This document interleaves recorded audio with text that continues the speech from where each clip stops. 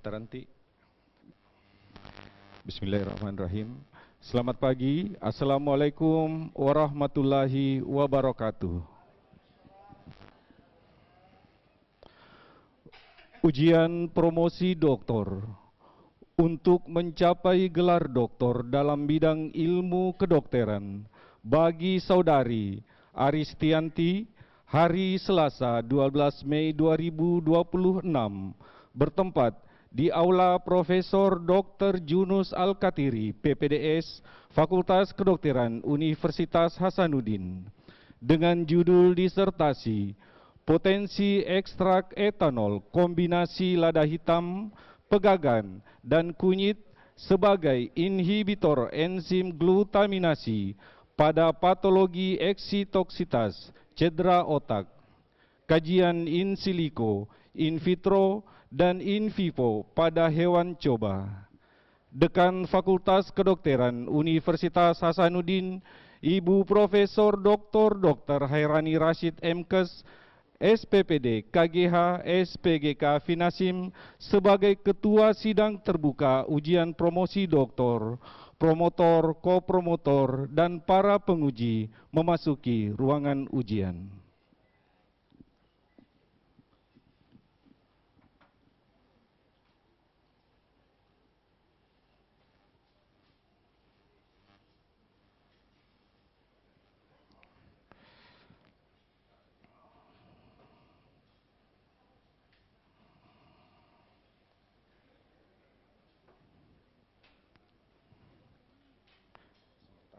Sementara sedikit.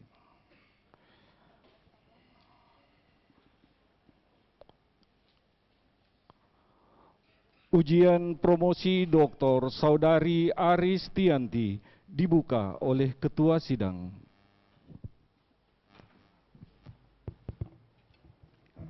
Bismillahirrahmanirrahim. Assalamualaikum warahmatullahi wabarakatuh. Alhamdulillahirrabbilalamin. Wassalatu wassalamu ala asrafil anbiya wal mursalin Sayyidina Muhammadin wa ala alihi wa sahbihi ajmain. Yang saya hormati dan saya banggakan tentunya seluruh tamu-tamu undangan yang berbagai fakultas dan tentunya dari berbagai universitas serta para senior-senior yang saya hormati. Izinkan saya menyapa Prof. Idrus Andi Paturusi, Prof. Andi Husni Tandra, Profesor Sarifudin Wahid, para guru-guru besar dari farmasi. Mohon izin tidak menyebut nama, barangkali saya takut keliru dalam penyebutan nama, tapi terima kasih sekali lagi telah hadir pada kegiatan ujian promosi doktor untuk mencapai gelar doktor dalam bidang ilmu kedokteran bagi saudara Aristianti dan tentunya keluarga dari Dr. Astrianti. Selamat. Izinkan saya untuk membuka acara ujian promosi doktor. Saudari Promovenda, apakah saudari telah siap secara fisik dan mental mengikuti ujian promosi ini? Insya Allah saya siap, Prof. Atas nama Rektor, dengan ini sidang terbuka ujian promosi doktor Saudari Aristianti saya nyatakan dibuka. Saya persilahkan saudara promotor, Profesor Dr. Andi Asadul memperkenalkan Promovenda. Bismillahirrahmanirrahim. Assalamualaikum warahmatullahi wabarakatuh. Selamat pagi. Biodata, nama lengkap Dr. Aristianti, spesialis bedah saraf. Jabatan fungsional asisten ahli 3B. Jabatan struktural KPM bagian farmakologi. Tempat tanggal lahir Makassar 26 November 1979. Alamat kantor Fakultas Kedokteran Universitas Hasanuddin bagian farmakologi. Mata kuliah yang diampu neuropsikiatri, imunologi, muskuloskeletal, dan neurologi. Riwayat pendidikan S1 Universitas Hasanuddin Fakultas Kedokteran dari tahun 1986 sampai 1994. Kemudian SP1 Universitas Airlangga 2008 sampai 2012 bedah saraf. Penelitian, ada beberapa penelitian yang dari 2011 ada satu hubungan antara ketebalan cerebral mantle dan ukuran ventrikel pada CT scan kepala dengan perkembangan psikomotor dan kognitif anak dengan hydrocephalus congenital. Yang kedua, 2025 ada beberapa, saya bacakan yang terakhir. Ada transfer sum based delivery of Muntigia collabora fruit extract for anti-aging application. Kemudian pengalaman pengabdian kepada masyarakat 2019, penyuluhan tentang penggunaan obat rasional di SMU 5 Makassar. 2012, penyuluhan tentang resiko stroke pada pasien dengan riwayat DM dan hipertensi. Lalu praktek spesialis rumah sakit awal Bros sejak 2012 sampai dengan sekarang. Lalu juga praktek spesialis di Rumah Sakit Grestelina 2014 sampai dengan sekarang. Pengalaman dan aktivitas lain, Kepala IGD Rumah Sakit Pendidikan Unhas, dan 2016-2018 Sekretaris Komite Medik Rumah Sakit Pendidikan Unhas. Pelatihan 2005 Advanced Trauma Life Support dan Basic Surgical Skill. Proficiency in Foreign Languages, English very good. Sekian data singkat Saudara Aristianti, saya kembalikan. Terima kasih kepada promotor. Sebelum saya persilakan Promovenda mempresentasikan ringkasan disertasinya, izinkan saya memberikan ucapan terima kasih yang luar biasa kepada Dr. Rohadi, spesialis bedah saraf konsultan, subspesialis neuroonkologi konsultan dari Fakultas Kedokteran Umran untuk waktunya datang ke Fakultas Kedokteran Universitas Hasanuddin. Selanjutnya juga terkhusus kepada Profesor Dr. Apoteker Sartini MSI dan Profesor Apoteker Muhammad Aswad SSI MSI PhD. Terima kasih Prof berkunjung untuk ke Fakultas Kedokteran Universitas Hasanuddin, sekaligus untuk penguji lain dari Fakultas Kedokteran Unhas, Dr. Joko Widodo, spesialis bedah saraf konsultan, Dr. Iyanti Leman, spesialis Derven Enkes, dan Profesor Dr. Muhammad Aryadi Arsad MBiomed PhD. Untuk itu saya persilahkan dalam waktu 20 menit untuk Promovenda mempresentasikan ringkasan disertasinya. Silahkan. Terima kasih. Yang saya hormati Profesor Dr. Haireni Rashad MKes, yang juga selaku sidang pada pagi ini, sidang promosi saya. Kemudian yang saya hormati promotor saya Profesor Dr. Andi Asadul Islam, ko-promotor saya Profesor Apoteker Muhammad Aswad dan Profesor Dr. M. Aryadi Arsyad. Yang saya hormati penguji eksternal saya Dr. Rohadi, Dr. Rohadi, penguji Profesor Dr. Apoteker Sartini, Dr. Joko Widodo, dan Dr. Yanti Leman. Pada pagi ini saya akan membawakan promosi saya yang berjudul Potensi Ekstrak Etanol Kombinasi Lada Hitam, Piperningrum, Pegagan, Centella asiatica, dan kunyit, kurkuma longa sebagai inhibitor enzim glutaminase pada patologi eksitotoksisitas cedera otak melalui kajian in silico, in vitro, dan in vivo. Diketahui bahwa cedera kepala merupakan perubahan fungsi otak yang disebabkan oleh impak dari luar, trauma eksternal, yang apabila tidak ditangani dapat menyebabkan cedera kepala sekunder. Prevalensi di dunia pada tahun 2002 didapatkan bahwa 1 dari 10 orang dewasa meninggal akibat kecelakaan, dan pada tahun 2020 didapatkan bahwa sekitar 20 juta penduduk dunia meninggal akibat kecelakaan dan 60% akibat dari cedera otak.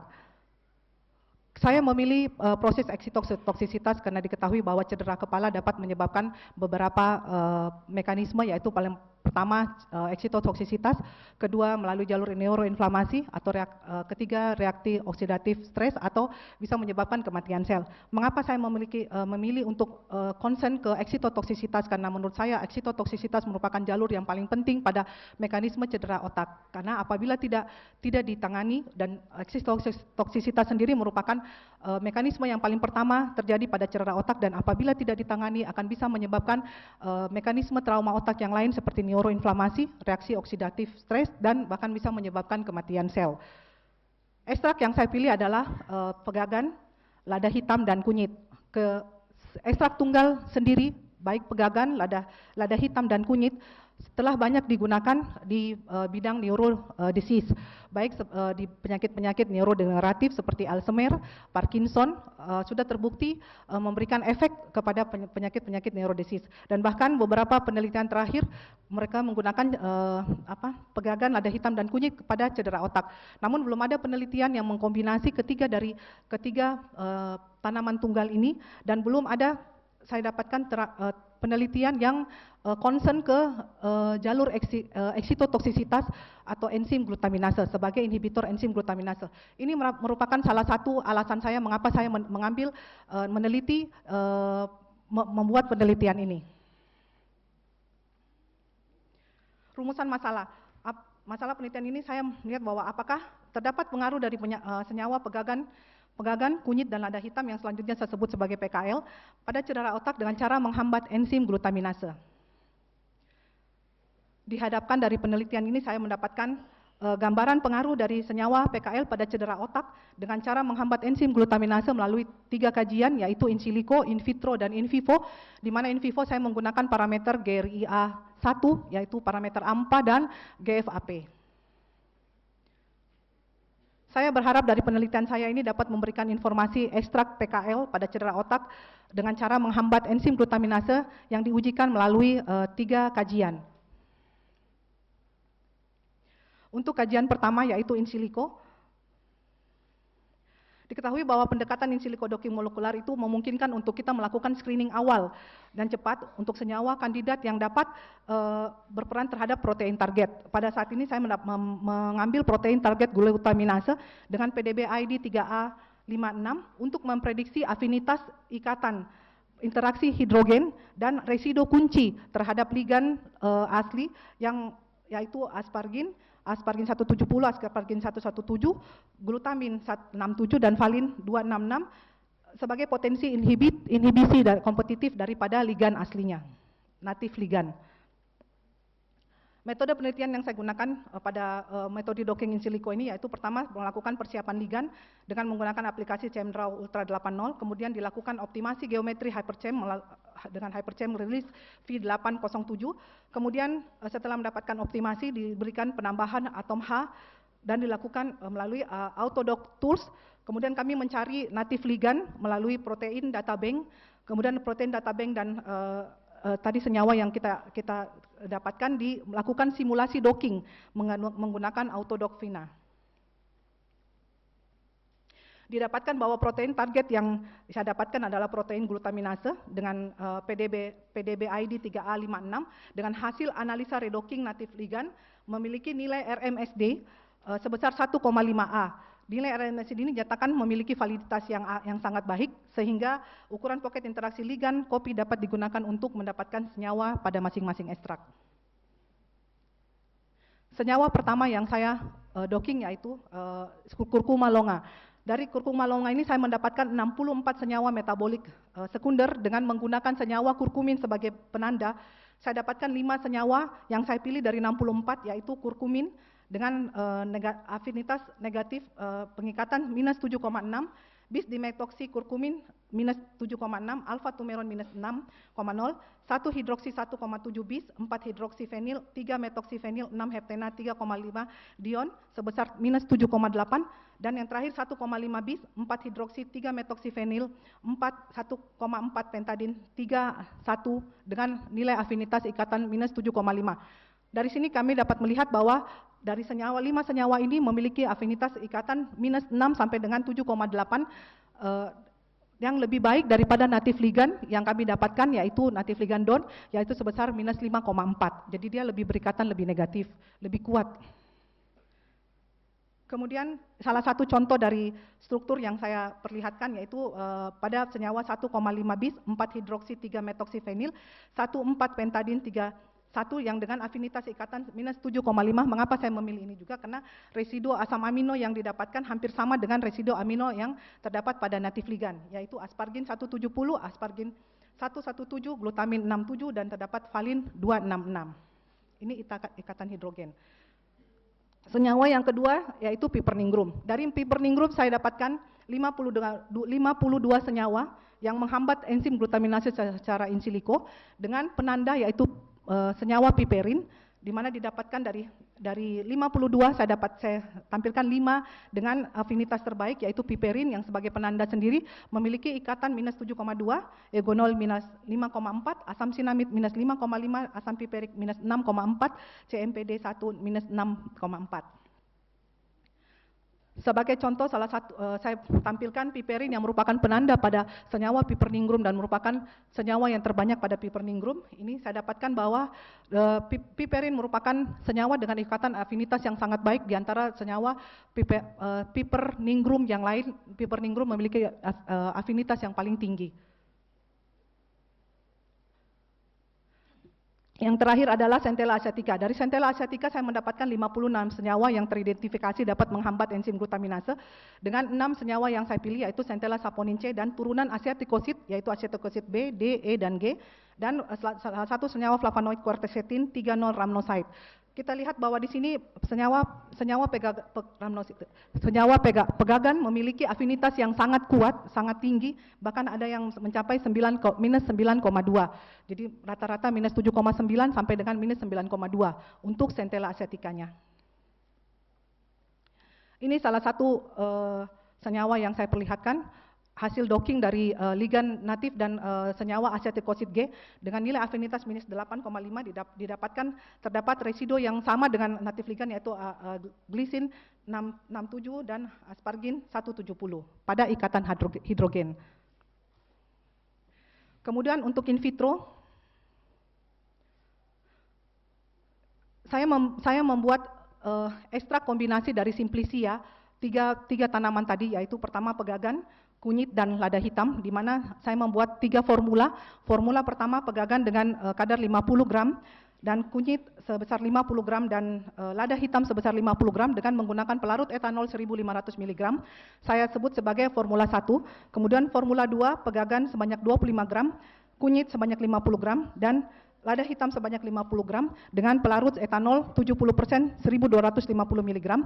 F3 saya sebut dengan F2 dan formula F3 yaitu pegagan 25 gram, kunyit 12,5 gram dan lada hitam 50 gram dengan menggunakan pelarut sebanyak 875 gram etanol 70% miligram. Dari hasil yang saya dapatkan melalui in vitro, saya dapatkan bahwa di antara ketiga formula yang saya dapatkan F1, F2 dan F3 memiliki nilai IC 50 lebih rendah, yaitu di bawah 50, 45,51 diikuti dengan F2 53,58 dan F1 63,03. Dan bahkan pada konsentrasi 62,5 ini dilihat bahwa F3 dapat meningkat sangat tajam dibandingkan konsentrasi sebelumnya 31,25, 41 menjadi 73. Dan pada konsentrasi di bawah 250 yaitu 125, konsentrasi daripada F3 sudah hampir mencapai 94 dibandingkan dengan formula F1, F2 dan F3 yang mencapai kadar 100% pada konsentrasi 250. Ini dapat dilihat dari bagan bahwa pada formula F3 mencapai hampir 100% dengan konsentrasi yang lebih rendah dibandingkan dengan F1 dan F2. Untuk penelitian secara in vivo saya mengambil parameter GFAP dan parameter GRA1 yang mewakili AMPA. Metode penelitian saya membagi kelompok hewan coba menjadi kelompok kontrol positif, kontrol negatif, dan kontrol perlakuan. Kontrol positif saya menggunakan tebokan 120 mg, kontrol negatif saya menggunakan NaCMC, dan kontrol untuk perlakuan saya menggunakan formula F1, F2, dan F3 seperti yang saya jelaskan tadi. Kemudian hewan coba dilakukan cedera kepala, aklimatasi selama 14 hari. Kemudian dilakukan cedera kepala. Setelah dilakukan cedera kepala, dilakukan pengambilan darah melalui plexus retrobulbar dan diperiksakan dengan pemeriksaan ELISA. Ini alat cedera otak yang cedera kepala yang sudah saya lakukan. Ini saya bekerja sama dengan bengkel UNM untuk memvalidasi alat saya. Karena kebetulan saya ini validasi untuk alat saya. Ini alat cedera kepala dengan menggunakan berat beban 250 gram untuk menciptakan cedera kepala singkat ringan, cedera kepala ringan. Jadi tikus ditaruh di bawah, kemudian tuasnya diangkat selama 2 cm dan kemudian dilepaskan untuk menciptakan cedera kepala ringan kepada hewan coba. Dari hasil penelitian saya dapatkan kadar GFAP, kadar pada hewan kontrol negatif, kadar GFAP didapatkan sangat meningkat, mohon maaf ini 2390, sangat meningkat dibandingkan dengan kontrol sehat yang saya periksa. Artinya apa? Induksi yang saya lakukan berhasil. Dan pada kontrol positif yang menggunakan tebokan didapatkan nilai yang hampir mendekati kontrol sehat, 1400, hampir mendekati nilai kontrol sehat, dan dibandingkan ketiga formula saya, maka formula F3 merupakan formula yang paling dekat dengan formula dari kontrol sehat, yaitu tebokan.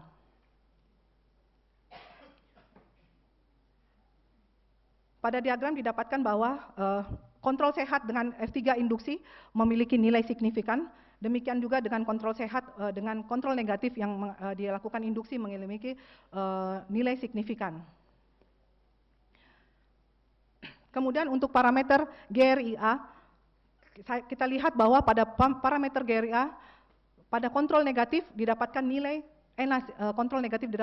GRIA yang sangat rendah di bawah dari kontrol sehat, dan kontrol positif yang kami berikan tebokan nilainya paling bagus mendekati kontrol sehat. Dari ketiga formula yang saya teliti didapatkan juga bahwa ternyata yang paling mendekati dari kontrol sehat yaitu formula F3. Jadi dari hal ini dapat disimpulkan bahwa yang paling potensi untuk menurunkan kadar GRIA adalah menaikkan kadar GRIA 1 adalah formula F3 dibandingkan dengan formula F2 dan F1.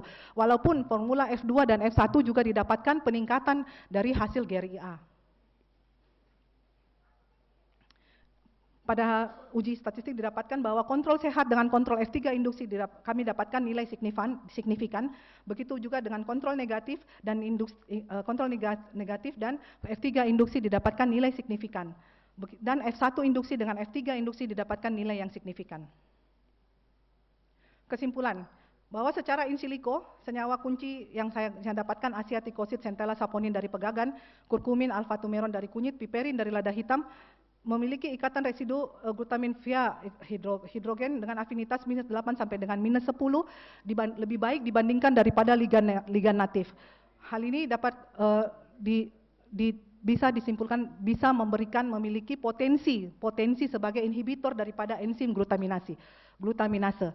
Secara in vitro saya dapatkan bahwa formula F3 memiliki potensial yang paling potensial dengan IC 50 di bawah 50 yaitu 45,51, diikuti dengan formula F2 dan F3 dengan efek dosis yang pada dosis yang konsentrasi yang lebih rendah sudah memberikan efek yang lebih bagus. Secara in vivo saya dapatkan bahwa F3 dapat menurunkan GFAP dan mendekati nilai sehat dan meningkatkan GRIA bila dibandingkan dengan kontrol positif yaitu tebokan. Saran dari penelitian saya ini yaitu dilakukan penelitian lanjut yang perlu dilakukan untuk mengeksplorasi lebih lanjut mekanisme molekular dari mendasari efek neuroprotektif kombinasi dari ekstrak pegagan, kunyit dan lada hitam yang saya teliti melalui jalur pensinyalan seluler termasuk modulasi faktor neurotropik dan jalur inflamasi dan memberikan pemahaman yang lebih komprehensif mengenai mekanisme kerja kombinasi ekstrak tersebut. Kemudian dilakukan uji toksisitas kronis, akut dan kronis serta kajian farmakokinetik pada hewan coba lain maupun model manusia sangat diperlukan untuk memastikan keamanan jangka panjang serta profil distribusi senyawa aktif dalam tubuh. Kemudian bisa dilakukan formulasi sedia farmasi yang berbasis ekstrak kombinasi pegagan, kunyit, dan lada hitam yang perlu dikembangkan dalam berbagai bentuk, mungkin seperti kapsul, suspensi, atau sediaan cair dengan standar mutu yang terukur. Kemudian yang terakhir dilakukan uji klinis awal pada manusia yang sangat disarankan untuk menilai efektivitas dan keamanan kombinasi ekstrak ini sebagai terapi tambahan pada pasien dengan cedera kepala, cedera otak secara traumatis. Sekian presentasi saya, terima kasih. Ya, terima kasih Aristianti yang membacakan kurang lebih 20 menit. Sebelum saya persilakan kepada para penguji untuk mengajukan pertanyaan, kembali izinkan saya menyapa Prof. Dwiya Aristina Pulubuhu. Terima kasih. Profesor Dr. Insinyur Jasrudin. Makasih Dok. Profesor Dr. Andi Niarningsi, Prof. Firsan, Prof. Yulia, Pak Musakir, guru saya, Ibu Andi Besek Hardianti Subahan, terima kasih. Sambil saya memimpin melihat-lihat siapa yang saya tidak sebut namanya, mohon maaf jika ada yang tertinggal. Terima kasih sekali lagi.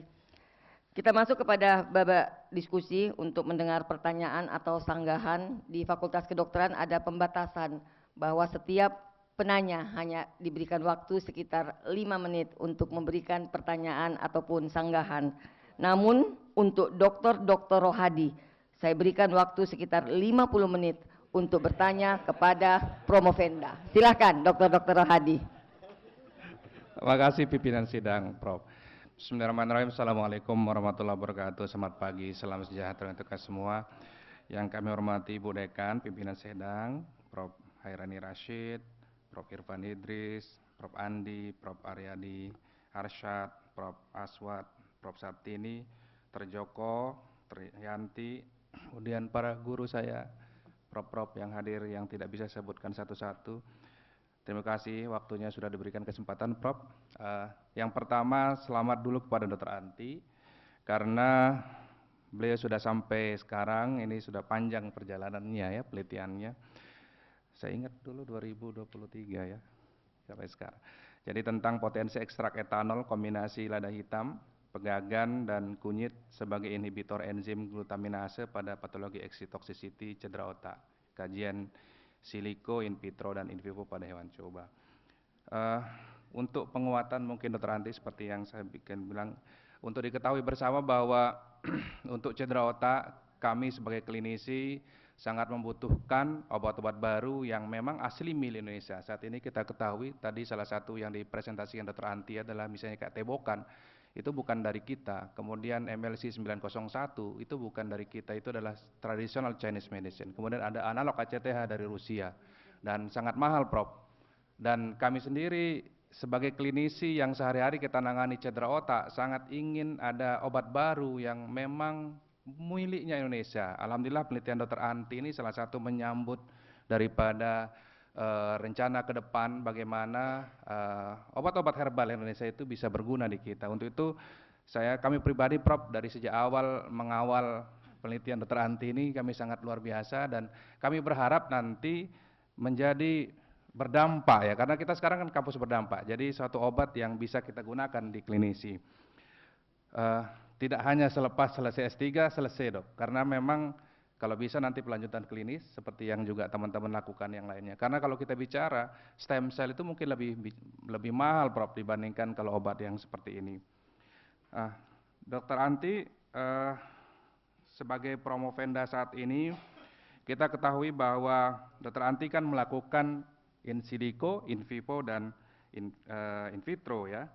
Nah, kalau bicara tentang semua penelitian tadi levelnya tadi, mana kontribusi yang lebih utama dibandingkan yang lainnya untuk penelitian Dr. Anti ini dibandingkan penelitian-penelitian fitofarmaka yang lain yang ada saat ini di bidang cedera otak khususnya.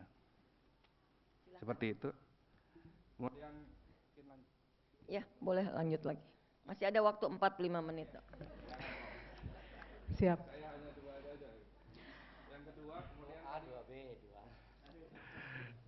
Yang kedua tadi kan multi level ya, Dok, multi level. Kemudian dari multi level tadi mana yang paling kuat?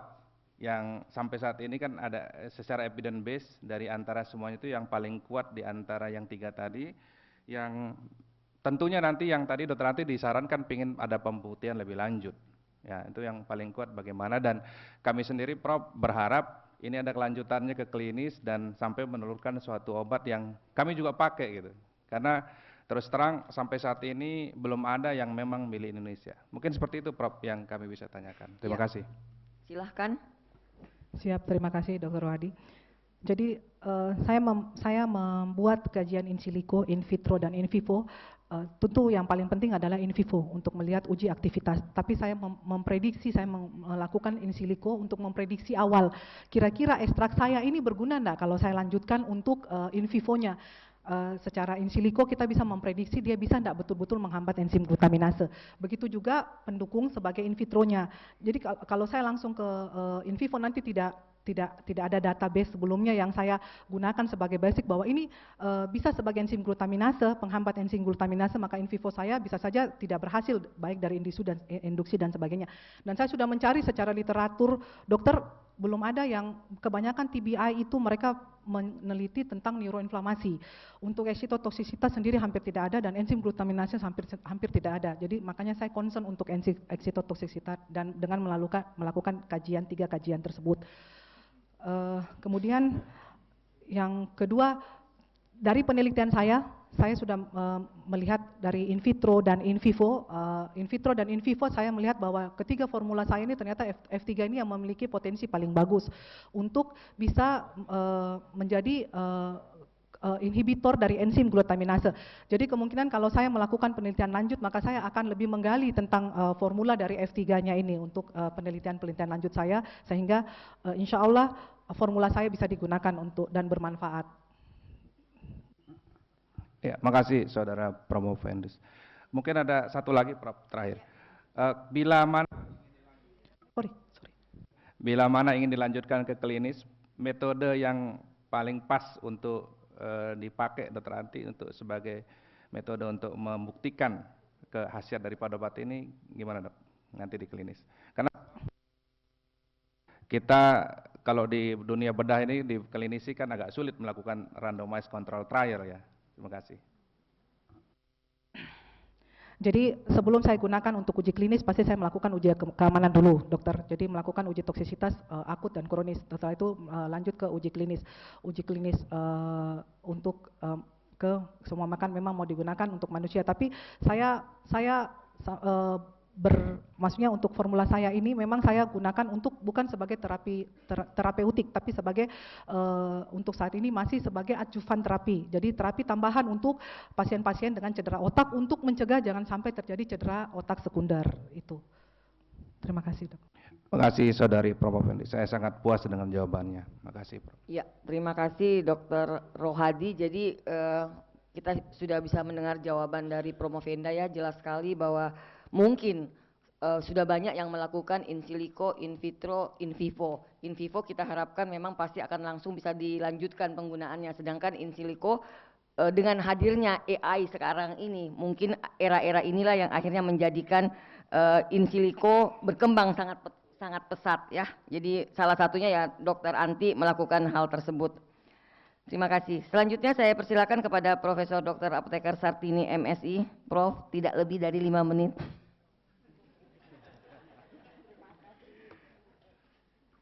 Terima kasih Ketua Sidang. Assalamualaikum warahmatullahi wabarakatuh. Pertama-tama saya ucapkan selamat kepada Prof.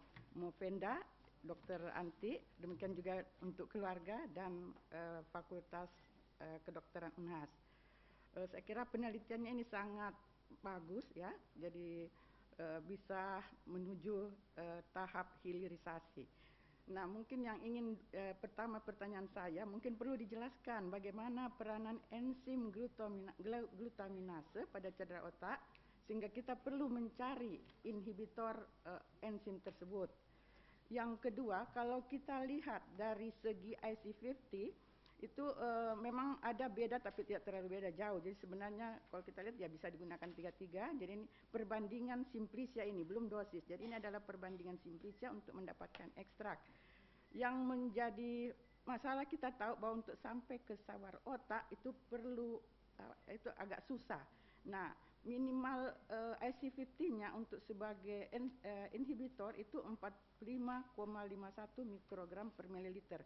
Kira-kira bisakah konsentrasi ini sampai di otak? Itu mungkin yang perlu dipertimbangkan untuk penelitian selanjutnya. Kemudian pada uji in vivo, saya lihat kalau tebokan ini kan dari ginkgo biloba, dosis manusianya 120 sampai 240 miligram per hari. Nah, yang digunakan di hewan coba itu cukup tinggi untuk formula dari Promopenda, yaitu 200 miligram per kilogram bobot badan. Sehingga kalau kita konversi ke manusia itu cukup tinggi. Tentu ada langkah-langkah yang bisa dilakukan atau penelitian yang bisa dilakukan sehingga dosis nanti kalau kita sudah konversi ke manusia tidak terlalu tinggi. Itu mungkin yang perlu dipikirkan, kira-kira langkah apa yang harus dilakukan kalau setelah kita mendapatkan dosisnya. Memang ada efek di 200 mg per kilogram bobot badan, tapi itu kalau dikonversi ke manusia cukup tinggi. Jadi tentu ada langkah-langkah yang bisa dilakukan untuk mendapatkan dosis yang tidak terlalu tinggi, apakah itu melalui penelitian dan sebagainya. Jadi itu mungkin pertanyaan saya, dan saya saran untuk Dr. Anti jangan sampai di sini penelitiannya, bisa dilanjutkan. Sekarang banyak riset hilirisasi. Unhas saya tahun ini alhamdulillah ada 65 proposal kalau saya tidak salah riset hilirisasi. Dan di bidang kesehatan, farmasi ataupun kedokteran masih kurang, yang banyak itu saya lihat kalau di UNAS dari pertanian, peternakan. Ya itu, jadi mungkin ini bisa dilanjutkan. Untuk itu sebelum dilanjutkan perlu dipatenkan dulu metode ekstraksinya ini atau perbandingan yang kita dapatkan untuk mendapatkan ekstrak dengan efek yang bagus. Saya kira itu saja ya saya. Ya, makasih Prof. Sartini. Tetapi sebelum Promopenda menjawab, saya minta juga siap-siap menjawab tentunya adalah co-promotor 2, co-promotor 1, dan promotor. Karena beliau-beliau ini adalah bagian dari penelitian ini. Sehingga saat beliau punya giliran, mereka tidak akan memberikan pertanyaan, tetapi memberikan jawaban-jawaban terhadap pertanyaan dari penguji lain. Silakan Promopenda. Terima kasih Prof. Sartini. Jadi enzim glutaminase itu berguna untuk mengkonversi glutamin yang tersimpan menjadi glutamat. Sebenarnya ini glutamat itu normal ada dalam otak, Profesor Dok. Cuma kalau dia pada cedera otak, dia bisa berlebihan, maka bisa menyebabkan terjadinya badai glutaminergik. Jadi ini akibat dari proses eksitotoksisitas ini, jadi glutamat yang keluar itu akan sangat berlebihan sehingga menyebabkan fungsi dari ion pump daripada membran itu menjadi rusak, jadi bisa menyebabkan gangguan permeabilitas dari membran, akhirnya bisa menyebabkan gangguan juga pada mitokondria dan bisa pada akhirnya menyebabkan kematian sel pada akhirnya. Jadi mengapa saya menghambat di enzim glutaminase, saya mencegah jangan sampai terjadinya badai glutamat tanpa harus sangat menurunkan nilai daripada glutamat sendiri. Jadi karena memang glutamat sendiri dibutuhkan dalam otak untuk metabolisme otak. Begitu kedua, jadi memang ketiga senyawa saya ini untuk dapat menembus sawah darah otak itu, pertama kita ketahui bahwa berat molekulnya harus kecil, seperti yang Prof bilang, kemudian bersifat lipofilik, boleh juga tapi melalui mungkin jalur transporter. Nah, sayangnya saya mencari ekstrak tunggal saya, tanaman tunggal saya ini ternyata yang melalui jalur transporter belum ada. Tapi kalau untuk Centella asiatica sendiri, di dalam Centella asiatica itu terdapat beberapa senyawa yang ternyata dia punya berat molekul itu lebih rendah, jadi bisa masuk ke dalam sawah darah otak, yaitu asam asiatica yang di bawah 500 dan madekosit acid di bawah 500. Kemudian tadi di in silico saya sempat menyinggung salah satu senyawa flavonoid yaitu quercetin. Ternyata quercetin juga ini memiliki berat molekul itu cuma sekitar 300. Untuk senyawa piperningrum, piperin yang saya ambil sebagai penanda itu alhamdulillah dia cuma sekitar 285. Jadi memang sangat bisa menembus sawah darah otak, dan kurkumin juga cuma sekitar 368. Dan ketiga piperin, kurkumin itu juga merupakan, dan quercetin yang saya ambil contoh itu merupakan senyawa lipofilik. Makanya saya asumsikan bahwa dengan sifatnya sebagai lipofilik, kemudian berat molekulnya ada yang maksudnya senyawa yang rendah, itu bisa menembus sawah darah otak. Begitu. Kemudian apa lagi tadi? Siap. Jadi seperti yang saya berharap memang penelitian saya, Prof, tidak jadi ada. Saya pernah dengar kutipan salah satu Prof di farmasi, jangan sampai jadi sampah ilmiah. Jadi makanya saya memang kebetulan saya juga klinisi dan kebetulan saya juga di farmakologi dan kebetulan orang tua saya juga punya kampus farmasi. Jadi saya berharap memang saya bisa membuat satu produk dari saya punya penelitian. Makanya dari ini F1, F2 dan F3 ini saya berharap saya melihat potensinya F3 dan mungkin saya akan lanjutkan dengan uji toksisitas. Nah, pada uji toksisitas ini nanti saya akan melihat kembali dosisnya, Prof. Mungkin kalau memang 200 mg memberikan efek toksik dan terlalu besar untuk manusia, kita akan membuat penelitian uji toksisitas akut dan kronis dengan beberapa kadar dosis supaya formula saya ini tetap aman dan tetap memiliki nilai aktivitas seperti itu, Prof. Cukup ya. Nanti akan dilengkapi sama kopromotor dan promotor. Selanjutnya saya persilakan kepada Dr. Joko Widodo, spesialis bedah saraf konsultan.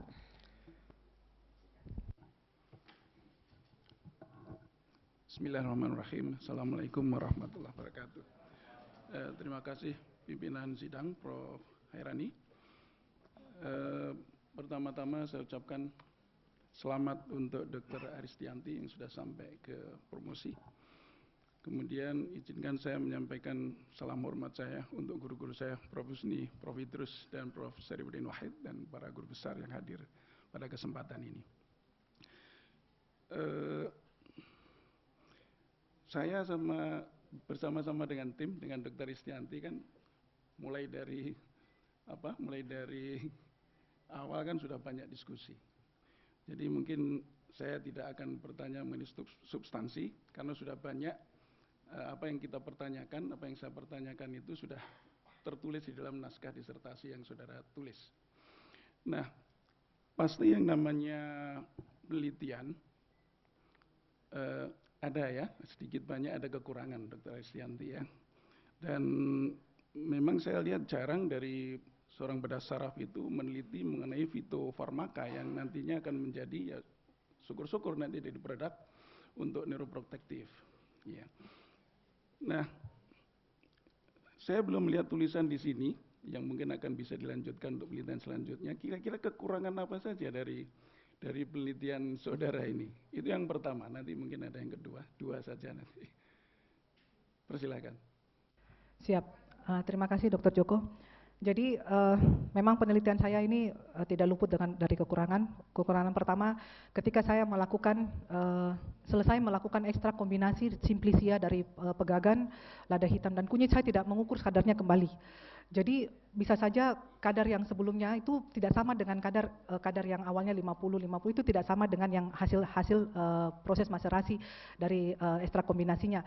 Jadi memang jadi catatan saya sendiri, dokter, kalau berikutnya kalau dibikin penelitian lanjutan ini saya harus mengukur kadarnya supaya kadar yang saya inginkan itu betul-betul sama seperti dengan kadar formula yang saya dapatkan itu betul-betul sama seperti dengan yang saya inginkan, seperti itu. Kedua, pada saat setelah dilakukan cedera kepala saya luput untuk menilai klinis kalau manusia GCS dari tikus, cuma memang saya melakukan observasi bahwa cedera kepala yang saya lakukan itu sebatas cedera kepala ringan, itu saja, tapi observasinya sebatas klinis, jadi bukan melalui pengukuran yang aktual. Jadi harusnya saya melakukan pengukuran aktual cedera kepala supaya memastikan juga bahwa ini betul-betul dia di ranah cedera otak ringan, seperti itu, Dok. Jadi itu merupakan catatan saya. Terus kemudian ini penelitian saya seperti yang didiskusikan masih berupa penelitian indirect semua.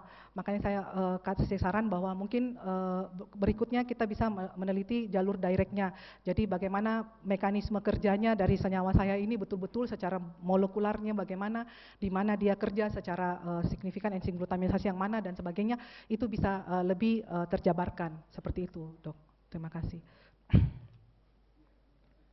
Terima kasih Dr. Anti. Jadi apa yang saya pertanyakan kemarin itu ternyata sudah masuk juga. Jadi kita tahu bahwa apakah itu fitofarmaka maupun obat-obatan yang kimiawi itu syarat untuk sampai ke terapeutik di brain itu harus melewati sawar darah otak ya. Dan sudah ada data di sini untuk piperin itu 285, artinya kan kurang dari 400, artinya bisa ya. Dan pertanyaan saya yang kedua tadi disampaikan juga mengenai indirect ya.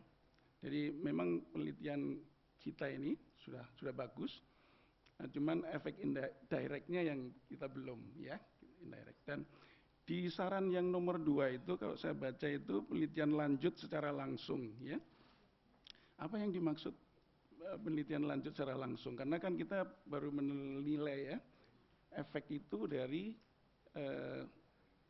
enzim glutaminase dan GFAP. Ya, mungkin yang dimaksud direct ini kan kemungkinan glutamatnya. Ya, jadi saran penelitian secara langsung itu seperti apa supaya nanti penelitian lanjutnya itu bisa dilaksanakan.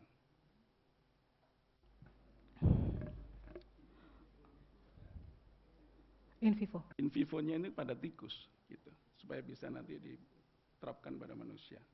Terima kasih. Jadi seperti tadi yang saya terangkan juga Dok, untuk sampai ke uji klinis manusia itu masih beberapa tahap, uji toksisitas, keamanannya dan sebagainya. Terus untuk sampai ke uji efektivitas kita harus tahu dulu uji aktivitasnya. Secara aktivitas sebenarnya formula saya ini sudah ada efeknya.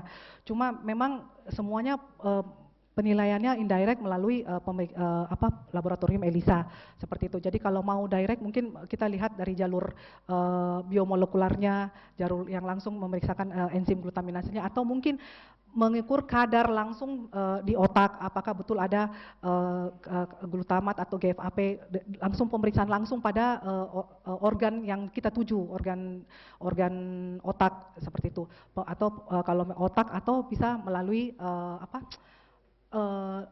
likur cerebrospinal seperti itu, Bro. Kalau ini kan saya sekarang masih lewat darah, jadi darah itu kan sebenarnya masih dan pengukuran melalui laboratorium itu masih indirect. Jadi kalau yang direct sebenarnya paling bagus ya ke organ sasarannya langsung, seperti itu, Dok. Terima kasih. Ya, terima kasih. Jadi saya puas dari jawaban Dr. Aristianti, dan memang glutamat itu kan ada di synaptic cleft ya, syukur-syukur nanti kalau bisa ke arah sana. Terima kasih Prof. Heriani. Ya, terima kasih kepada Dr. Joko. Selamat datang kepada Haja Fatma Wahyudin ST MM, Ibu Sekda Makassar. Terima kasih untuk kehadirannya di Fakultas Kedokteran Unhas. Selanjutnya saya persilakan kepada Dr. Yanti Lemans, SPDV MKAS. Ya, terima kasih kepada Ketua Sidang. Assalamualaikum warahmatullahi wabarakatuh. Ya, yang terhormat Ketua Sidang, Ibu Dekan, para promotor, penguji lain, dan guru-guru dan prof yang saya hormati. Saya dan Departemen Farmakologi khususnya mengucapkan selamat kepada Dr. Aristianti atas pencapaiannya pada hari ini. Ya, saya ikut bahagia dan bangga. Semoga dengan pencapaian ini Dr. Aristianti bisa membawa Farmakon, Departemen Farmakon menjadi lebih maju dan lebih baik. Amin. Ya. Nah, penelitian daripada Dr. Aristianti ini adalah mengenai atau berfokus ya pada senyawa aktif ya yang berpotensi sebagai inhibitor glutaminase. Nah, kita tahu bahwa transformasi kombinasi daripada 3 senyawa aktif ini menjadi fitofarmaka yang nanti pada akhirnya tentu akan menjadi salah satu neuroprotektor yang berbasis target enzim spesifik, itu tentu masih menghadapi berbagai kendala atau masalah ya. Misalnya dari segi farmakokinetik, interaksinya, toksisitas, keamanan, dan formulasinya. Nah, yang menjadi pertanyaan saya, mengingat bahwa ketiga bahan ini tentu memiliki karakteristik fitokimia yang berbeda dan dia harus mencapai otak ya melalui shower atau blood brain barrier ya. Nah, tentu sifat karakteristik fisikokimia ini baik dalam hal kestabilan fisik, rasa dan bau ya, karena kita tahu bahwa misalnya piperin itu memiliki rasa yang pedas, baunya tidak nyaman, kemudian kunyit itu pekat ya dan beraroma yang kuat. Nah, bagaimana kira-kira strategi atau mengatasi hal ini ya. Misalnya mungkin dari segi formulasinya, apakah bisa dikembangkan misalnya sediaan yang harus didesain khusus misalnya dengan teknologi nano atau sediaan salut selaput atau sediaan yang lepas lambat untuk meningkatkan juga bioavailabilitasnya ya. Kemudian yang kedua, apakah kombinasi ketiga ekstrak ini aman kita berikan bersama dengan terapi medis konvensional yang lain ya, misalnya seperti antikonvulsan atau antikoagulan, karena kita tahu bahwa piperin ini adalah inhibitor kuat dari CYP3A4 ya, yang pada akhirnya kan bisa memetabolisme obat yang lain. Mungkin itu dulu pertanyaan saya untuk Dr. Anti. Ya, silakan. Terima kasih Dr. Yanti. Kenapa saja dulu?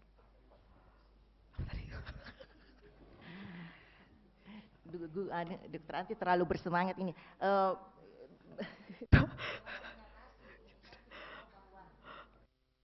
Ketiga, bahan ini memiliki karakteristik fisikokimia yang berbeda ya.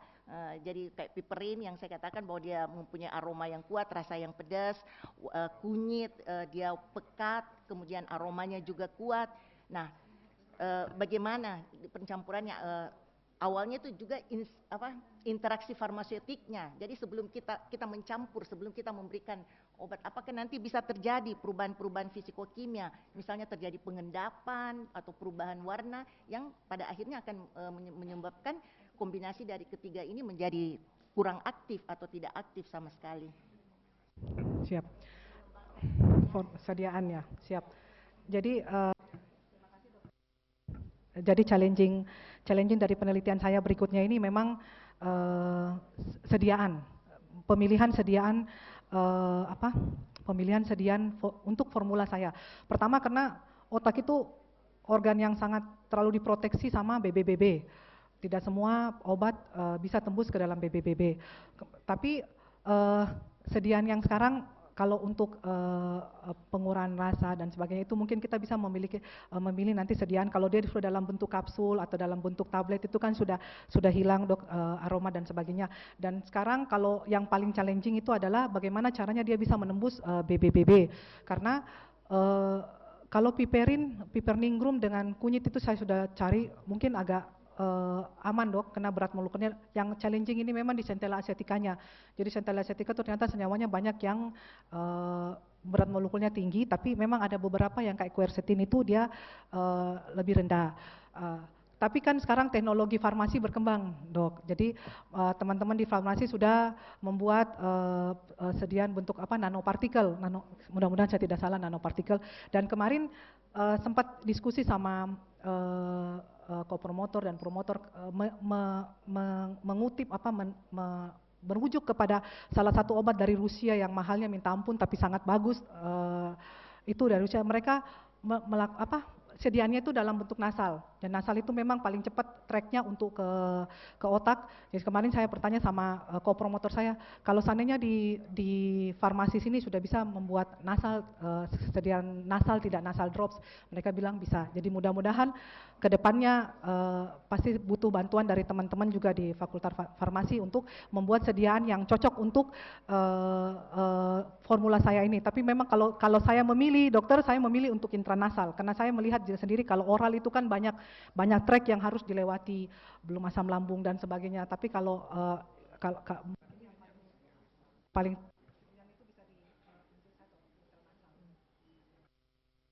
ada kendala atau efek bagaimana yang tidak diinginkan dari pemberian intranasal? Mungkin bukan efek tapi dok jadi kalau intranasal itu kan juga apalagi cedera kepala itu kan memberikan intranasal itu agak challenging juga karena kadang-kadang pasien dengan fraktur basis itu terjadi kerasukan nasal, terus penumpukan gumpalan darah, itu jadi challenging juga dok. Jadi tapi kalau memang selama ini merujuk dari saya klinisi itu intranasal si obat dari Rusia itu bagus sekali dok, dan itu pemberiannya intranasal. seperti itu. Mudah-mudahan bisa nanti dikembangkan sama Dokter Anti ya. Untuk interaksinya ini memang juga karena mungkin uji klinis awal manusia dulu, dari sini nanti kita bisa melihat dia ada interaksi tidak dengan obat-obatan yang lain. Kan uji klinis manusia juga tidak gampang, Dok. Bukan sesuatu yang, maksudnya bukan sesuatu yang singkat, pasti panjang. Dari situ kita akan melihat interaksi-interaksinya. Kalau pada pasien-pasien cedera kepala memang paling banyak itu kan kita menggunakan pertama analgetik, kedua antikonvulsan. Jadi memang kita bisa fokus pada obat-obat yang memang banyak digunakan dulu di cedera kepala untuk melihat interaksinya. Seperti itu, Dok. Terima kasih. Ini sangat bagus ya. Terima kasih. Terima kasih Dokter Yanti. Alhamdulillah sampailah kita kepada tugas co-promotor untuk memberikan penguatan-penguatan terhadap jawaban-jawaban yang telah diberikan oleh Promovenda. Kesempatan pertama co-promotor 2, Profesor Dr. Muhammad Aryadi Arsad. Silakan Prof. Sudah dihandle. Ya baik, terima kasih banyak Bu Dekan atas kesempatan yang diberikan. Pertama-tama mungkin saya ucapkan selamat Dr. Aristianti, Dr. Anti atas ininya. Juga selamat tentu orang tua, Bu Hati, Pak Budi yang sudah pasti memberikan dukungan, dan terutama tentu pasangan, karena ini bukan sprint ya, perjalanan yang panjang, berat memang. Tapi alhamdulillah sudah sampai pada hari ini dan ya mudah-mudahan berjalan lancar dan selesai. Baik, ya. Jadi mungkin sebelum saya memberikan tambahan mengenai pertanyaan-pertanyaan tadi, mungkin saya sedikit merangkum mungkin apa yang Dr. Anti sudah lakukan selama ini. Mengingat di sini juga ada orang yang mungkin non medis, jadi mungkin saya sedikit lebih ke kesimpulan secara umum. Jadi Dr. Anti ini berusaha untuk mencoba menangani pasien yang mengalami trauma kepala. Mungkin salah satu contoh saya pernah lihat di depan mata saya sendiri, orang menyeberang ditabrak motor, terbanting, kepalanya terbentur, lalu kejang-kejang tidak sadarkan diri. Dan umumnya pasien ini biasanya ke rumah sakit, koma, dan ya meninggal. Jadi mungkin ini tugas mulia dari Dr. Anti yang coba tackle untuk mengatasi, paling tidak mengurangi kerusakan akibat trauma tersebut. Jadi Dr. Anti mencoba melihat dari ekstrak, jadi tentu dari tanaman, karena banyak obat-obat modern yang kita pakai itu dari tanaman. Jadi contohnya aspirin misalnya itu kan dari kulit pohon misalnya. Daun tapak dara misalnya jadi obat kanker misalnya. Jadi itu yang coba Dr. Anti lihat. Jadi pada saat terjadi trauma biasanya terlepas enzim yang kemudian memperbanyak molekul yang menstimulasi saraf, sehingga sarafnya tereksitasi, aktif, bahkan hiperaktif sampai toksik dan rusak sarafnya. Jadi obat inilah yang coba Dr. Anti mencari melalui ekstrak 3 tanaman ini untuk melihatnya dengan metode in silico, in vitro, dan in vivo. Cuman mungkin perlu disimpulkan secara fakta apa yang Dr. Anti dapatkan, bahwa sejauh ini yang Dr. Anti lihat bahwa ekstrak ini memberikan efek neuroprotektif dengan dual mekanisme. Jadi pertama mungkin sebagai antiinflamasi atau menurunkan astrogliosis, terbukti dengan GFAP tadi diukur, kemudian dengan GRIA-1 diperlihatkan bahwa sinaps-sinaps terutama reseptor AMPA itu terbentuk, jadi boleh diasumsikan terjadi perbaikan saraf seperti itu. Jadi sejauh itu yang Dr. Anti lihat, tapi mengenai apakah melalui menghambat enzim glutaminase itu sejauh ini yang Dr. Anti lakukan hanya sebatas indirect, secara tidak langsung, dengan melihat in silico, ya, kemudian di in vitro, walaupun tidak melihat langsung kerja enzim, tapi melihat hasil kerja enzim berupa glutamat. Jadi mungkin nanti perlu diperjelas di kesimpulan bahwa yang didapatkan Dr. Anti adalah ekstrak ini bersifat neuroprotektif dengan 2 mekanisme tadi, dan kemungkinan melalui mekanisme sebagai anti glutaminase. Ya, jadi kita harus sadar bahwa sebagai peneliti tentu banyak kekurangan. Jadi kekurangan-kekurangannya itu karena salah satunya kita melihat secara indirect. tentu butuh penelitian lebih lanjut untuk itu. Dan yang paling penting memang adalah setelah ini masih panjang sebenarnya perjalanan, karena ini berupa ekstrak, tentu banyak bahan di dalamnya, jadi perlu isolasi bahan aktif yang berefek tersebut. Kemudian paling penting juga adalah bahwa obat ini harus bisa masuk ke otak untuk bisa bekerja, jadi harus melewati blood-brain barrier tadi. Nah, untuk sampai ke sana tentu masih butuh penelitian lebih lanjut. Jadi kalau sudah dapat zat aktifnya, tentu kita harus lihat lagi apakah dia bisa menembus tidak blood-brain barrier. Untuk itu tentu bukan cuma ukurannya harus lebih kecil, misalnya dari 400-500 Dalton atau bersifat lipofilik, tapi juga kita bisa saja dia diangkut melalui sel, melalui transitosis namanya, atau melalui reseptor. Seperti beberapa obat-obatan seperti gabapentin, itu dia meniru molekul nutrisi sehingga dia bisa diambil oleh otak, misalnya seperti itu ya. Jadi tentu itu butuh perjalanan panjang, tapi sejauh ini alhamdulillah sudah ada bukti memperlihatkan bahwa ekstrak ini bermanfaat untuk trauma kapitis. Mungkin itu yang saya bisa tambahkan, Prof. Terima kasih. Terima kasih Prof. Aryadi yang menyederhanakan dalam konsep awam kepada kita tentang pentingnya nanti kombinasi 3 obat ini ke depan. Saya mengkonfirmasi kepada 2 spesialis bedah saraf tadi bahwa ada obat pada orang-orang dengan trauma kapitis yang sangat mahal, 12-15 juta, dan ketika kita butuhkan kadang-kadang tidak ada di Makassar dan kita butuh waktu untuk mendatangkan dari Jakarta. Apakah memungkinkan kelak nanti ketiga kombinasi dari pegagan, lada, dan kunyit ini akan bisa memberikan kontribusi yang hampir sama, tapi tentunya para klinisi bedah saraf yang lebih mengetahui. Untuk hal tersebut saya meminta klarifikasi dan penjelasan dari ko-promotor 2 terhadap jawaban-jawaban Promovenda, Profesor Apoteker Muhammad Aswad. Silakan, Prof. Terima kasih banyak Ketua Sidang, Prof. Herani. Pertama saya ucapkan selamat kepada Promovenda dan telah menjawab dengan sangat baik tentunya. Dan di sini saya perlu menambahkan, walaupun tadi sebenarnya sudah dijawab bagaimana tentang kombinasi tersebut yang nantinya apakah bisa digunakan untuk menuju ke arah uji klinis dan sebagainya. Nah, tentunya disinilah pentingnya, kalau tadi di kopromotor 2, Prof. Aryadi sudah menjelaskan bagaimana temuan dari Dr. Anti ini tentang yang berhubungan dengan cedera otak, itu sudah terjawab secara gamblang dari penelitian ini.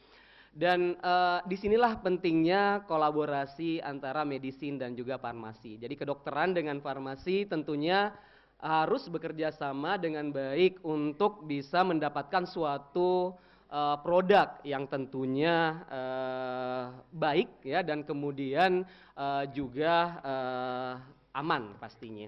Nah, yang penting untuk di bahan baku itu adalah standarisasi. Jadi di situ akan tergambar banyak hal untuk distandarisasi. Jadi bagaimana bahan bakunya kita dapatkan ekstrak dengan cara mengekstraksi yang tepat, kemudian juga konsistensi dari senyawa-senyawa yang ada di dalamnya juga terjaga. Jadi stability dan sebagainya itu tentunya harus ditelaah lebih dalam lagi untuk nantinya kita bisa membuat suatu produk yang tentunya acceptable untuk manusia.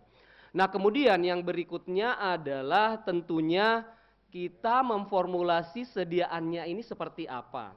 Jadi karena ini adalah ke arah yang tadi sudah dijelaskan dengan banyak bahwa ada blood-brain barrier yang sangat susah untuk ditembus. Nah, tentunya formulasi sediaan sekarang sudah sangat berkembang sekali dan di farmasi sangat berkembang hal tersebut. Kemarin mahasiswa kami bersama Profesor Andi Dian Permana mengembangkan delivery dari donazepam. Kita tahu bahwa inhibitor asetylcholinesterase. Nah, itu target untuk yang nose to brain. Jadi itu dikembangkan dan sangat bagus, sudah dipublikasikan di jurnal Q1. Nah, tentunya kita harapkan untuk yang obat-obat yang basicnya alam tersebut, kita juga bisa memformulasi sedemikian rupa seperti demikian hingga deliverynya ke target yang ada di otak itu juga menjadi lebih banyak sehingga bisa mengurangi tentunya dosis yang diberikan. Tadi Prof. Sartini memberikan komentar bahwa besarnya dosis pemberian oral tadi. Itu kan artinya banyak ada permasalahan yang ada di farmakokinetika obat tersebut. Jadi sehingga perlu intervensi yang dilakukan dan intervensi yang paling tepat di sini adalah intervensi farmaseutik. Jadi itu tentunya teman-teman di farmasi siap untuk mensupport hal tersebut. Jadi insya Allah ke depannya jika ada penelitian di Fakultas Kedokteran ini yang potensial untuk kita kembangkan, tentunya teman-teman dari farmasi bisa melakukan riset tentang deliverynya dengan baik. Nah, kemudian tadi masalah toksisitas tentunya ini yang harus menjadi kajian khusus lagi sebelum itu digunakan kepada manusia. Jadi tentunya kita perlu keamanan dulu untuk sebelum dilakukan uji klinis. Dan berikutnya misalnya tadi ada dari Dokter Yanti menyanyikan tentang bahwa misalnya piperin di sini dia memang ketahuan bahwa piperin ini sangat bermasalah sebagai inhibitor CYP. Jadi banyak senyawa obat yang dihambat metabolismenya oleh piperin. Tapi di sini sebenarnya juga memberikan keuntungan di dalam kombinasi ini karena ini bisa menambah bioavailability dari senyawa seperti kurkumin. Dan memang sudah ada produk, ada namanya bioperin, yang isinya itu adalah kurkumin dan juga piperin. Yang mana piperinnya ini dia ditambahkan untuk menghambat metabolisme dari kurkumin. Jadi dia mengurangi metabolisme kurkumin karena kita tahu kurkumin itu jelek sangat buruk absorpsi oralnya.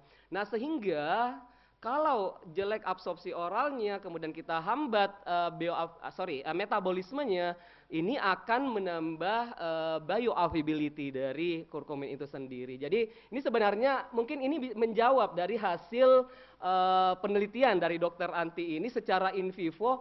Ini berpotensi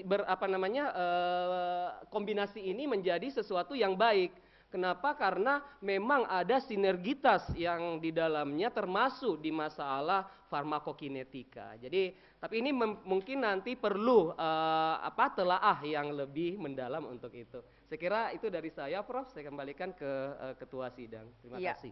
Terima kasih, Prof. Aswad. Sebelum kita sampai kepada promotor, ajakan dari Prof. Aswad untuk Fakultas Kedokteran itu saya tutup dengan pantun tentunya. Jalan-jalan ke Fakultas Kedokteran, singgah sebentar hadir di ujian Dokter Anti. Kedokteran farmasi bersinergi bersama untuk unhas dan sehat bangsaku. Terima kasih Prof. Aswan. Selanjutnya kita mendengar keseluruhan dari apa yang telah dijawab oleh Promovenda. Menguatkan kopromotor 2 dan kopromotor 1 itu adalah tugas dari promotor yang mempromot Dokter Anti hingga pada akhir ini bisa berdiri. Insya Allah sebentar lagi akan menjadi doktor. Silakan Prof. Asadul. Baik, bismillahirrahmanirrahim. Assalamualaikum warahmatullahi wabarakatuh. Saya ingin menyapa guru-guru saya dan juga termasuk penguji kopromotor saya, Prof. Sarifudin. Sekian belas tahun lalu. Terima kasih Prof. Prof. Idrus, Prof. Husni, dan Ibu Dwiya, selamat. Dan kedua orang tua selamat. Dan tentu kepada Aristianti, kalau boleh saya bilang nih ya, dari bayi ini saya jadikan orang sampai dengan jadi bedah saraf dan doktor, alhamdulillah. Sekali lagi selamat dan juga kepada keluarga. Baik, ada beberapa hal yang saya ingin highlight. Saya seorang klinisi, alhamdulillah sudah sejak tahun 90 berpraktek sebagai seorang bedah saraf di Makassar. Dan tadi sudah disinggung oleh Dr. Hadi, kami sangat butuh obat-obatan. Terutama obat-obatan herbal yang berada yang memang diproduksi oleh negara kita sendiri. Yang saat ini kita pakai, sudah disinggung tadi tebokan. Kemudian, yang lagi sekarang ini MLC 901. Yang sebelumnya itu berkembang dari MLC 501. Jadi nggak masalah sebenarnya, kalaupun pada saat sekarang misalnya obat yang akan dikembangkan ini masih belum sempurna, atau akan bisa. Karena yang lalu itu MLC 501, kemudian menjadi MLC 901, ada bagian, ada substansi yang dipotong atau yang dikurangi, ataupun ada substansi yang ditambah sehingga lebih, dan sekarang itu kami pakai. Hasilnya cukup bagus untuk trauma kepala maupun untuk trauma medula spinalis. Dan yang super mahal ini memang ajaib obatnya, saya tidak tahu apa kandungannya karena itu belum masuk secara resmi di Indonesia. Belum masuk secara resmi, jadi masih dijual secara belum ada di apotek, belum ada. Itu harganya mahal sekali. Jadi namanya sudahlah, saya tidak usah sebut nama, tapi mahal banget. Itu harganya kalau 1% itu 12 juta. 1% dipakai only sehari untuk orang dewasa. 1 ampul per hari intranasal. Ya, itu tapi mohon maaf saya tidak mau promosi, tapi obat ini ajaib. Nah, itu jadi kita benar-benar butuh. Nah, alhamdulillah saat ini kami dari Departemen Darparodi Bedah Saraf berusaha bekerja sama dengan teman-teman S3 dan tentu farmasi. Insya Allah siang ini ada promosi mengenai Moringa oleifera, daun kelor untuk trauma kepala. Dan tentu itu Prof. Aswad itu sangat butuh bantuan dari farmasi untuk mengembangkan daun kelor ini. Lalu insya Allah selain obat herbal, kami juga sementara meneliti mengenai telur ikan salmon dibandingkan dengan telur tuing-tuing untuk trauma kepala. Jadi kami mau melihat yang mana lebih bagus. Telur ikan salmon mahal, telur tuing-tuing everywhere ada, terutama di Sulawesi Selatan. Dan dalam waktu bulan depan ini akan promosi juga keduanya ini. Insya Allah, mudah-mudahan. Dan alhamdulillah saya jadi promotornya semua. Jadi benar-benar saya jadi tukang jual obat aja mungkin. Ya. Lalu ada Prof. Sartini tadi, bagaimana ya ini obat bisa masuk enggak blood brain barrier? Ini halangan utama kita. Antibiotik pun tidak semua bisa masuk blood brain barrier. Nah, kami mengakali. Biasanya kalau tidak bisa masuk blood brain barrier, kami mengakali dengan intratekal. Tapi saya tidak tahu apakah produk nanti ini bisa intratekal atau tidak. Karena tidak semua obat bisa diberikan intratekal. Ya. Nah, tadi sudah ada intranasal, injeksi, intravena atau intramuskuler. Yang intratekal ini sebenarnya yang paling bagus. Nah, kalau obatnya bisa masuk intratekal, itu luar biasa. Kemasan dari Dr. Yanti tadi, slow release saya kira mungkin yang masuk akal ya. Kalau mengurangi reaksi, kurang absorpsi, slow release. Ya, mungkin itu Bu Dekan sebagai Ketua Sidang. Terima kasih semua supportnya, baik penguji eksternal, terutama penguji eksternal, yang saya masih minta dia menguji nanti untuk Mourinho Oliveira. Saya kembalikan. Terima kasih kepada promotor Profesor Dr. Andi Asadul Islam yang telah memberikan kita insight tentunya di luar hal-hal yang telah terjawabkan oleh Promovenda. Sidang ujian promosi doktor saya tangguhkan selama kurang lebih 5 sampai dengan 10 menit untuk memberikan kesempatan kepada promotor, kopromotor, penguji dan pengelola prodi S3 menetapkan hasil ujian. Ketua Sidang, promotor, kopromotor, dan para penguji berkenan meninggalkan ruangan ujian.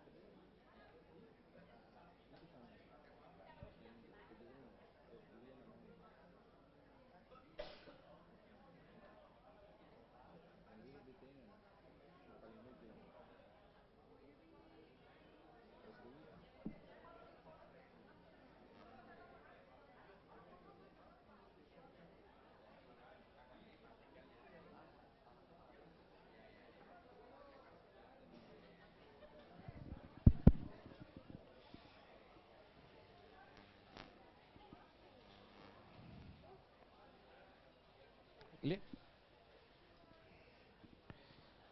Ada mi? Ketua sidang, promotor, kopromotor, dan para penguji memasuki kembali ruangan ujian.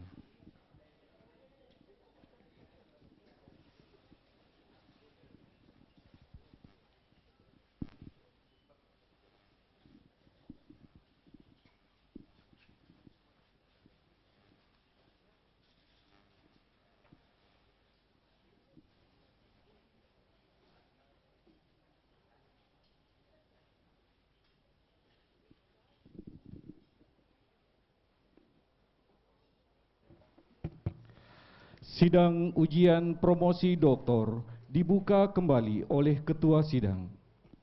Dengan ucapan Bismillahirrahmanirrahim, sidang ujian promosi doktor saya buka kembali. Pembacaan yudisium oleh Ketua Sidang. Di-breathe dulu, tarik nafas panjang, lepas. Jangan stres. Ya. Yudisium nomor 2161 garing UN 4.6.1 garing PK.04.00 garing 2026. Promotor, kopromotor, dan penguji dalam rangka ujian promosi untuk mencapai gelar doktor dalam bidang ilmu kedokteran bagi saudari Aristianti setelah mempertimbangkan hasil studi, prestasi akademik, dan jawaban-jawaban atas segala pertanyaan dan tanggahan yang dikemukakan oleh para penguji, maka dengan ini menyatakan bahwa saudari Aristianti dinyatakan lulus dengan predikat sangat memuaskan. Dengan demikian, mulai hari ini, Selasa 12 Mei 2006, pukul 11.50 waktu Indonesia bagian tengah, saudari Aristianti berhak memakai gelar doktor dalam bidang ilmu kedokteran dan merupakan alumni yang ke-738 pada program studi doktor ilmu kedokteran. Semoga ilmu yang dimiliki dapat dimanfaatkan bagi kepentingan umat manusia. Atas nama Rektor, Dekan Fakultas Kedokteran Universitas Hasanuddin, Profesor Dr. Dr. Hairani Rasid, dan Promotor Profesor Dr. Dr. Andi Asadul Islam. Penyerahan hasil yudisium kepada yang amat terpelajar oleh Ketua Sidang.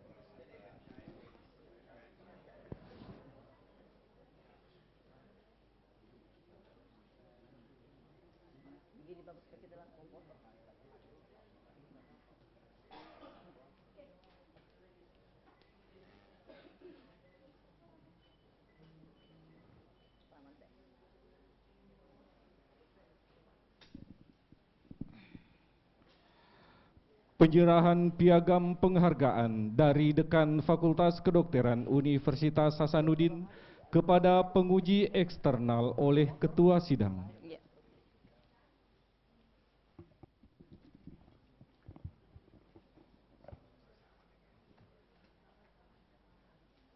Ya, sebelum saya memberikan ucapan penyerahan piagam penghargaan kepada penguji eksternal, tentunya atas nama pribadi dan atas nama Fakultas Kedokteran Universitas Hasanuddin, saya mengucapkan banyak-banyak terima kasih atas kesempatan dari Dr. Rohadi sebagai penguji eksternal untuk Dr. Aristianti. Sehingga kami berharap ke depannya, walaupun sebentar siang juga akan ada lagi pada bidang yang sama, kami berharap akan tetap sebagai supporting bagi Fakultas Kedokteran Universitas Hasanuddin untuk menghasilkan dokter-dokter dalam bidang Dr. Rohadi. Sekali lagi terima kasih, Dok. Terima kasih, Prof.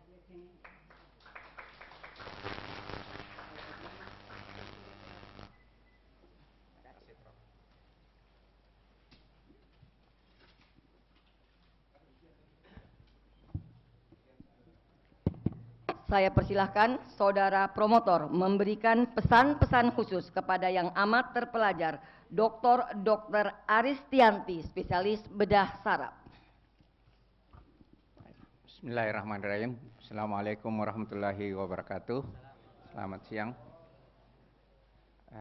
Saya ingin mengajak seluruh hadirin senantiasa mengucapkan syukur alhamdulillah kehadirat Allah Subhanahu wa taala atas kesempatan diberikan kepada kita untuk hadir di tempat ini. dalam rangka ujian promosi Saudara Aristianti.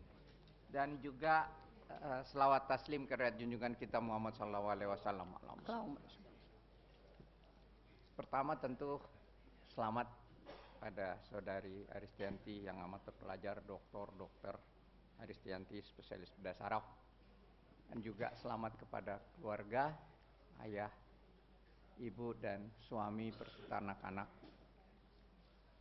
Sekali lagi selamat juga kepada Departemen Farmako atas bertambahnya seorang doktor di Departemen Farmakologi. Ya, tidak banyak yang saya ingin sampaikan, namun alhamdulillah saya sudah pensiun, tapi masih diminta sebagai dosen LB dan masih diminta untuk menjadi penguji ataupun promotor untuk ujian S3. Dan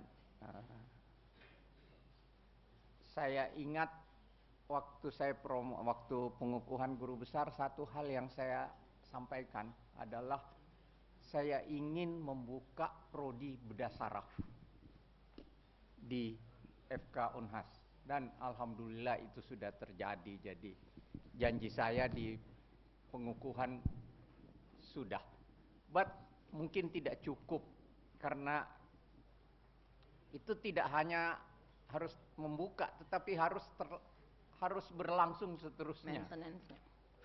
Jadi memang kami butuh orang-orang yang lebih banyak dan doktor dan juga. Nah, Saudara Aristianti ini spesialis bedah saraf, tapi masih ada kurangnya satu lagi.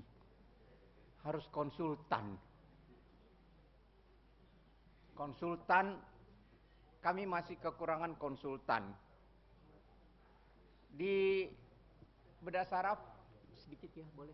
Ya, silakan. Bedah saraf ini konsultan ada 6 bidang untuk subspesialis. Yang paling pertama itu neurotrauma. Tapi neurotrauma ini adalah bedah saraf umum. Jadi walaupun ada konsultannya, semua boleh dikerjakan oleh spesialis bedah saraf kecuali pada kasus-kasus yang sangat rumit. Lalu ada vaskuler. Kami udah punya. Kemudian fungsional. Nah, fungsional ini saya sedikit promosi. Kami sudah bisa melakukan operasi Parkinson dan operasi epilepsi. Itu untuk namanya neurosurgery fungsional. Jadi kami sudah bisa melakukan. Nah, vaskuler, clipping aneurisma dan endovaskuler juga sudah kami lakukan. Saya sendiri adalah spesialis bedah saraf untuk anak-anak. Jadi neuropediatri. Dan Dr. Joko itu adalah neuroonkologi beserta Dr. Rohadi. Dr. Joko neuroonkologi, jadi tumor. Nah, semuanya ini, tapi tidak cukup. Kami hanya punya 1 orang saja sekarang per divisi, dan kami butuh next ada orang kedua untuk membackup karena pendidikan harus berjalan terus. Di samping pelayanan, pendidikan juga harus tetap. Tidak bisa kita dengan ilmu yang apa sekarang. Dan yang terakhir adalah just info, beberapa pekan lalu Surabaya sudah berhasil melakukan psychosurgery pada kasus skizofrenia. Jadi orang gila pun sekarang udah bisa kita lakukan tindakan operasi. Dan saya kerja di rumah sakit Dadi, rumah sakit jiwa, jadi kemungkinan kasusnya bisa banyak. Ya. Jadi psychosurgery adalah satu cabang dari neurosurgery fungsional neurosurgery.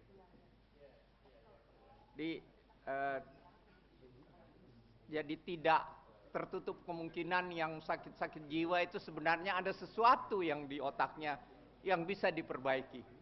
Dan Surabaya sudah mulai. Kalau kami di Makassar baru tahap Parkinson,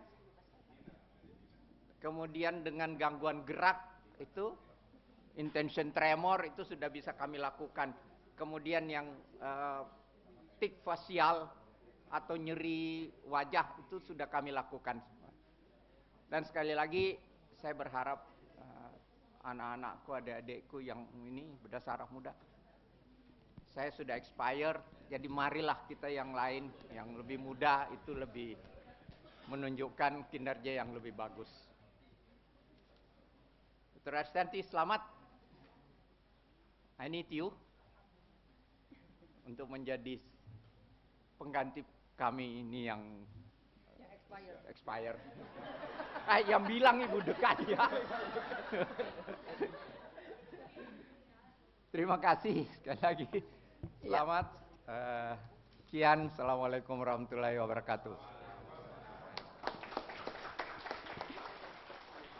Sidang terbuka ujian promosi doktor ditutup oleh Ketua Sidang. Ya. Sebelum saya menutup kegiatan ujian promosi dokter atas nama Dr. Aristianti, izinkan juga tentunya saya akan memberikan pesan-pesan kepada Dr. Aristianti. Yang saya hormati tentunya para guru besar yang hadir pada saat ini dari Fakultas Kedokteran, dari teman-teman farmasi. Terima kasih kepada seluruh penguji, terkhusus pada promotor dan co-promotor, dan terkhusus kepada orang tua, keluarga kecil Dr. Aristianti. Selamat sekali lagi menghadirkan satu orang doktor di rumah, dan tentunya kebahagiaan tersendiri bagi Fakultas Kedokteran atas ujian promosi pada hari ini. Atas nama pimpinan fakultas dan pribadi, saya menyampaikan rasa bangga dan apresiasi kepada Dr. Anti yang begitu kerja keras dan dedikasinya untuk bisa mencapai gelar doktor ini.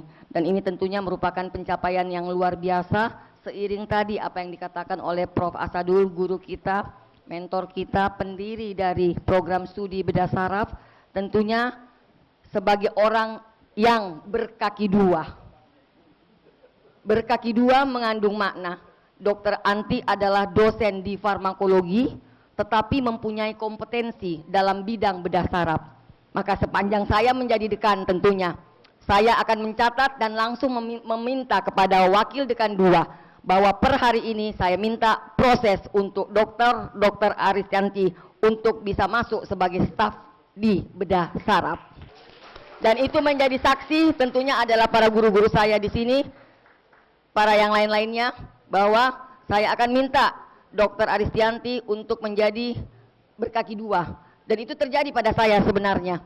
Karena saya dulunya adalah spesialis gizi klinik, kemudian mengambil nefro, ginjal hipertensi, dan kemudian akhirnya menjadi guru besar untuk bidang ginjal hipertensi. Tapi saya lakukan untuk bisa menunjukkan pengabdian saya pada 2 program studi tersebut. Jadi tidak ada alasan Dr. Anti nantinya mau menolak, saya larang memang tidak ada menolak untuk bisa menerima bahwa Anda akan saya tugaskan juga. Tolong Ibu Ketua Departemen mengizinkan. Jadi Dr.